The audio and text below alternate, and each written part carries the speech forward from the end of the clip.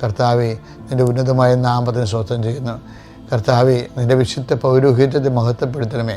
കർത്താവെ, സഭയിലുള്ള സാന്നിധ്യം പ്രകടമാക്കണമേ. നിൻ്റെ യാത്രയിൽ, ഇന്നത്തെ യാത്രയിൽ നിൻ്റെ വലത്തും ഇടത്തും, വീട്ടിലും വഴിയിലും, ജലത്തിലും കരയിലും, മുകളിലും ഹൃദയത്തിലും കർത്താവിൻ്റെ സാന്നിധ്യവും സഹവാസവും സംരക്ഷണം ഉണ്ടാവട്ടെ പ്രാർത്ഥിക്കുന്നു.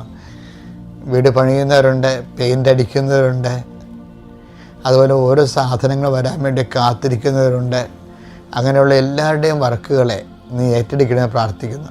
കർത്താവെ, കാലവിളംബം വരുത്തുക എന്നുള്ള ദൈവത്തിൻ്റെ പദ്ധതിയിലുള്ളതല്ലെന്ന് പറഞ്ഞല്ലേ, ആ വചനം അനുസ്മരിച്ചുകൊണ്ട് അടിയൻ പ്രാർത്ഥിക്കുന്ന ഈശോയെ.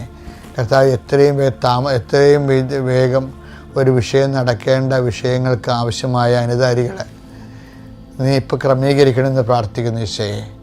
കർത്താവ്, വ്യക്തികളിൽ നിന്നുണ്ടാകുന്ന ബന്ധനങ്ങൾ, അവരെ തരാതെ പിടിച്ചു വച്ചിരിക്കുന്ന പണം, തരാതെ പിടിച്ചു വച്ചിരിക്കുന്ന സർട്ടിഫിക്കറ്റുകൾ, തരാതെ ഓരോ കാര്യങ്ങൾ പറഞ്ഞുകൊണ്ട് നമ്മളെ മനസ്സ് മടുപ്പിച്ചുകൊണ്ട് നമ്മളെ മാനസികമായി പീഡിപ്പിക്കുന്ന അവസ്ഥകൾ യേശുക്രിസ്തു ഉന്നതമായ നാമത്തിൽ നീങ്ങിപ്പോകട്ടെ എന്ന് കൽപ്പിക്കുന്നു.